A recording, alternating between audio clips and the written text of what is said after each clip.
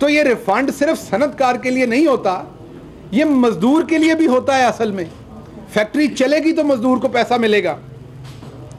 तो एक तो प्राइम मिनिस्टर ने ये रिफंड दिया, उसके साथ साथ अगर आपको याद है कि प्राइम मिनिस्टर ने बिजली के अजाफी यूनिट्स पे 50% इंडस्ट्री को राहत दी और नई बिजली पे भी राहत दी, जो वो अजाफी के अलावा भी इस्तेमाल करेंगे उस पर भी राहत दी। इससे जो 25% महंगी बिजली के कॉन्ट्रैक्ट ये करके गए थे, मुस्लिम लीग नून ने ऐसे कारखाने लगाए जिन पे 25% महंगे कॉन्ट्रैक्ट किए और मकसद था उन कॉन्ट्रैक्ट में से अपने किकबैक्स लेना। आज इंडिया और बांग्लादेश से तकरीबन एवरेज 25% महंगी बिजली हम अपनी सनतों को दे रहे हैं, इनके महंगे कॉन्ट्रैक्ट्स की वजह से। जब बिजली महंगी होगी तो वो सनत का जो प्रोडक्शन की कॉस्ट है वो ऊपर जाएगी, वो इंटरनेशनली कंपैरेटिव नहीं रहेगी बांग्लादेश, इंडिया और दूसरे ममालिक से। तो प्राइम मिनिस्टर ने अजाफी बिजली 50% सस्ती की, जिस वजह से अब सनत कंपैरेटिव है। तो मैं आपके सामने चंद अशारिये रखता हूँ इन तमाम रिफंड देने का, ईज ऑफ डूइंग बिजनेस करने का, कारोबारी लोगों को एतमाद में लेने का, मजदूरों के लिए फोकस्ड पॉलिसीज बनाने का ताकि एम्प्लॉयमेंट ज़्यादा जनरेट। उसके फ़वाइद क्या हुए हैं? उसके फ़वाइद चंद ये हुए हैं कि अगर आप देखें तो सिर्फ फैसलाबाद के अंदर 50 लाख पावर लूम जो थी वो बंद थी। बहुत सारी पावर लूम्स जो हैं वो कबाड़ के भाव बेची जा रही थी। ये फिर मैं नहीं कह रहा, ये फैसलाबाद का सनतकार कह रहा है। आज वो 50,000 लूम भी दोबारा चालू हुई है। 50,000 लूम का मतलब ये है 1.5 लाख बंदे का कम से कम काम करना, सीधा सीधा। और अगर ऊपर वाले बंदे डालें तो ये शायद 2.5 से 3 लाख बंदा उनसे लिंक्ड है, क्योंकि एक पावर लूम पे अगर 8 घंटे की एक शिफ्ट हो तो 3 मजदूर उसके ऊपर काम करेंगे। ना सिर्फ 50 लाख पावर लूम जो है वो रिवाइव हुई माफ कीजिएगा, बल्कि 30,000 नई पावर लूम्स के ऑर्डर्स हो चुके हैं। कुछ पाकिस्तान पहुंच गई, कुछ पहुंच रही है।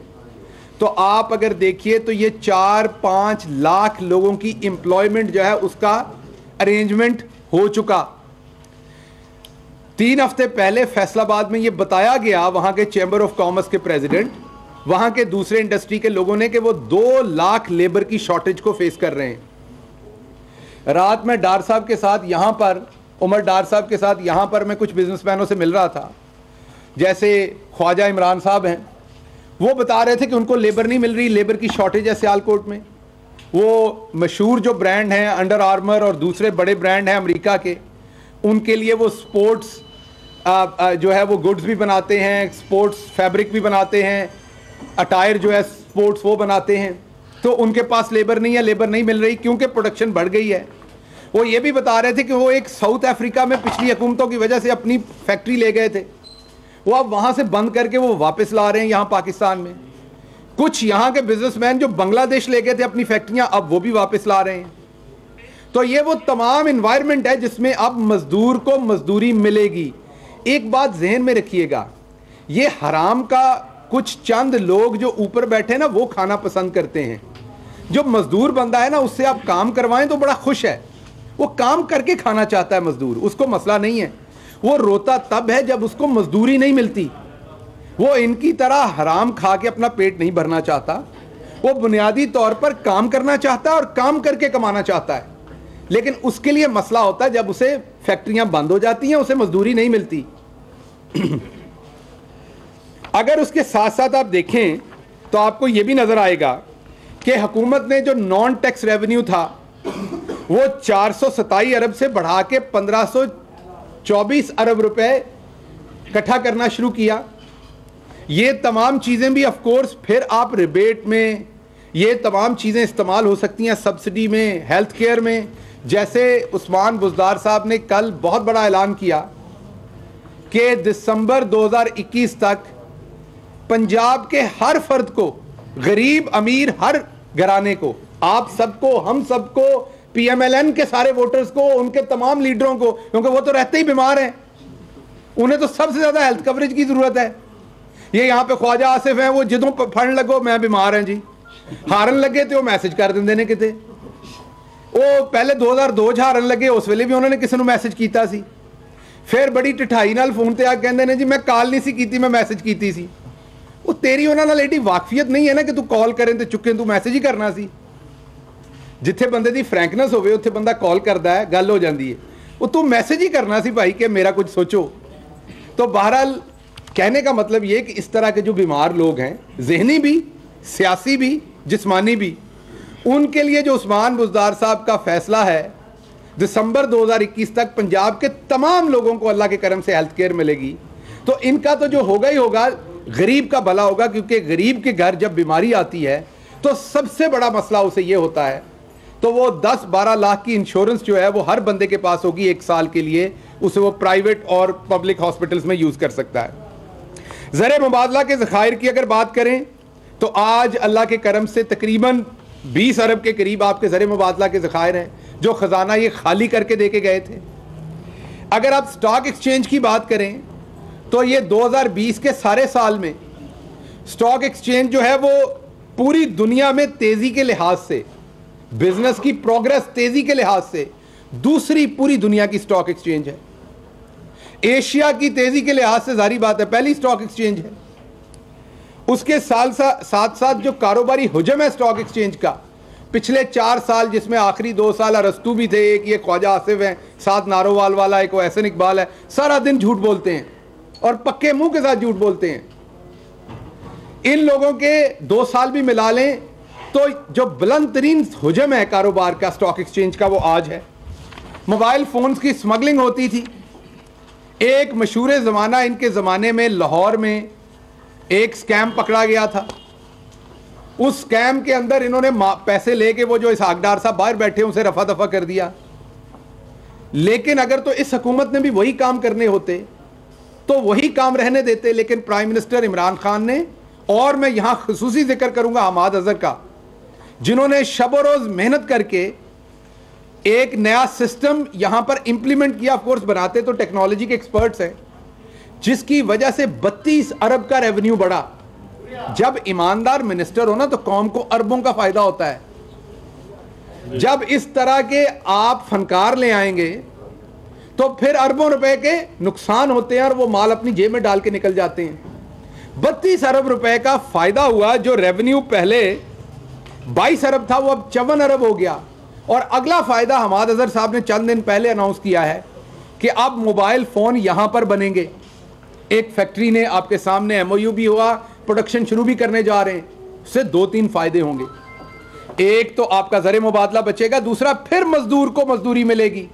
हमारा पूरा focus prime minister Imran Khan की क़यादत में एक है, मजदूर को मजदूरी मिले। ये जो लोग, क्या हमारी भैंसें दूध नहीं देती? जो ये लोग जो उससे बनी हुई चीज है वो ऑस्ट्रेलिया से मंगवा के खाते हैं। हमारा किसान खुश है ये खाएं जितनी चीज उन्होंने खानी है, और भाई उसके दूध की बनी हुई खाएं।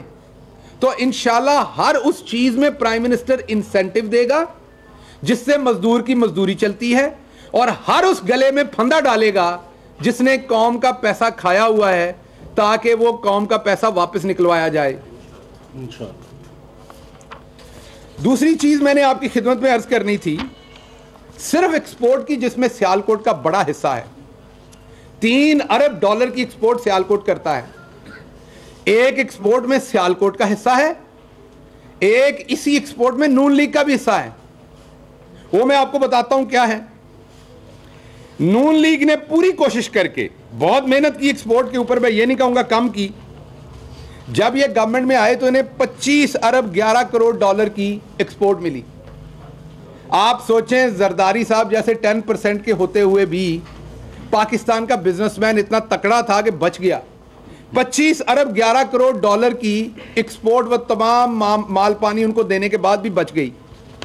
इन्होंने इतनी मेहनत की, ये एहसन इकबाल अरस्तू हों या दूसरे, इतनी दिन रात मेहनत की कि पाकिस्तान की एक्सपोर्ट में कितना इजाफा किया, 5 अरब डॉलर का घाटा डाला और उसमें हर साल, और शब रोज मेहनत करके वो एक्सपोर्ट ये 20 अरब 42 करोड़ के ऊपर ले आए। ये हैं वो जो आपको कहते हैं इकोनॉमी बेहतर हो रही थी, इकोनॉमी बेहतर हो रही थी। भाई बिल्कुल हो रही थी। 80 मंदे की इकोनॉमी बेहतर हो रही थी, और इकोनॉमी हो जिहां दी बेहतर हुंदी हो जिहड़ा बेशरम रोहेल असगर है कल प्राइम मिनिस्टर वास्ते गलीज गालियां कढ़ रहा सी। वो घटिया आदमी जब उसके वालिद का कत्ल हुआ था, अल्लाह उनको जन्नत में जगह दे, तो उस टाइम जिसने किया था उसके पांव पड़ के जाके तो माफी मांग ली थी। वो कल गलीज गालियां निकाल रहा था और पंजाबी कल्चर का नाम लेके गालियां निकाल रहा था और साथ कह रहा था मेरी धी अज साडे घर आई है, इन्होंने दसो मापे धियां दा इस्तकबाल किस तरह करते हैं। बेहया आदमी, कहना तो मेरा दिल और बड़े अल्फाज कह रहा, लेकिन मेरी अखलाकियात इजाजत नहीं देती। वो बेहया आदमी प्यो धियां दे सामने गंदियां गालां कढ़दे ने। ये तू क्यों जिहा पंजाबी प्यो है, क्यों जिहा बेहया आदमी है तू कि धी तू नाल बिठाई हुई है जिन्हों धी कह रहा है और ਉਹਦੇ सामने गलीज गंदियां गालां कढ़ रहे हैं तू। लानत है तेरे उत्ते। अब अगली बात हम करते हैं वापस उसी बात पे कि एक तो इन्होंने ये काम किया, अब इस टेक्सटाइल को उठाना था, ये बातों से तो उठनी नहीं थी, इसके लिए मुश्किल फैसले करने पड़ने थे। मुश्किल फैसले क्या होते हैं ये कौम को समझ आनी चाहिए। अक्सर सोचते हैं कि हुकूमत के पास पैसा पता नहीं कहां से आता है। आप में से बहुत सारे लोग कमेटी डालते हैं, जितनी कमेटी डालते हैं उतनी मिलती है ना, उससे ज्यादा तो नहीं मिलती ना। हुकूमत वो कमेटी लेने वाला बंदा होता है, पैसे आप ही के होते हैं। ये ज़हन में रखें। ये नवाज शरीफ साहब अपने घरों नहीं पैसे लेके आंदे, 80 घरों नहीं लेके आए। ये पैसे तुहाडे होंदे ने जिहड़े ईमानदारी नाल इस्तेमाल होने होंदे ने। हुकूमत के पास वो आपकी कमेटी होती है, अगर कमेटी 10,000 की है तो वापस 10,000 की निकलनी है, वो आप ही के पैसे हैं सारे। हाँ ये जरूर है कि उत्थे 10,000 दी पांदे सो तो 5,000 किते होर चला जांदा सी, 5,000 तुहाडा निकलदा सी। अब आपका जो कमेटी है उसी में से आपने सारे खर्चे करने हैं। तो पाकिस्तान की माइशत बहुत दिगरगू हालात में थी जब हम आए थे अपना पेट काट के। जब मैं पेट काट के कहता हूं तो कहां पे 70% वजीर आजम उसका पहले साल में खर्चा कम किया गया, 60% दूसरे में किया गया। इनके 5-5 कैंप ऑफिस थे, वजीर आजम पाकिस्तान का एक कैंप ऑफिस भी नहीं है। अपने घर में रहता है, अपना सुई गैस अपनी बिजली का पैसा अपनी जेब से देता है। अपने घर पे जो मेहमान आते हैं जो वजीर आजम होने की वजह से आते हैं, सारी बात, बहुत सारी ऑफिशियल मीटिंग्स, उनका खाना वाना सब कुछ अपनी जेब से चलाते हैं। किसी किस्म की कोई ऐसी मुराद नहीं है जो वो ले रहे हैं, जो इन्होंने अंदर खाते की हुई थी सारे टब्बरों ने। एक तो वहां से, दूसरा आपने देखा होगा कोई सड़क टूटी रह गई होगी आपकी, भले वो पसरूर की हो, वो बन सकती थी अगर दिखावे का काम करना होता। फिर बादशाह डैम शुरू नहीं होना था, मोमन डैम शुरू नहीं होना था, क्योंकि वो तो बनना है 15 साल में, 20 साल में। हमें तो उसका कोई फायदा नहीं है 2023 के इलेक्शन में। ये तो सोचते ही थे कि मेट्रो बनाओ, इलेक्शन तो पहले फीता काट दो, ऑरेंज ट्रेन बनाओ, इलेक्शन से पहले फीता काट दो। तो ये पसरूर रोड रातों रात बन सकती है। ये जो गरीबों को 180 अरब रुपया बांटा है, आपके सारे पंजाब की 2-3 सालों में ये 180 अरब रोके तो आपकी बहुत सारी सड़कें बन जाती हैं। ये जो आपके प्राइम मिनिस्टर ने 35 लाख छोटे कारोबारी लोगों को बिजली के बिलों का रिलीफ दिया 3 से 6 महीने का, वो ना देते तो सड़कें पुल और भी बन जानी थी। जो काम ये करते थे, लेकिन उस खरादिये को, उस वेल्डर को, उस नाई को, उस मोची को, उस छोटी सनत वाले दूसरे तमाम लोगों को जो छोटे पुर्जे बना रहे हैं सनत के लिए, उन सबको भी बराबर खड़ा करना था कि कोरोना ने उनकी भी कमर तोड़ी थी।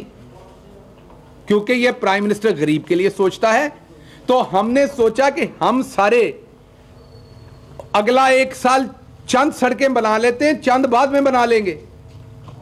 जो ये दौरे 14-14 लाख डॉलर के करते थे, वो प्राइम मिनिस्टर 1 लाख डॉलर में कर रहा है।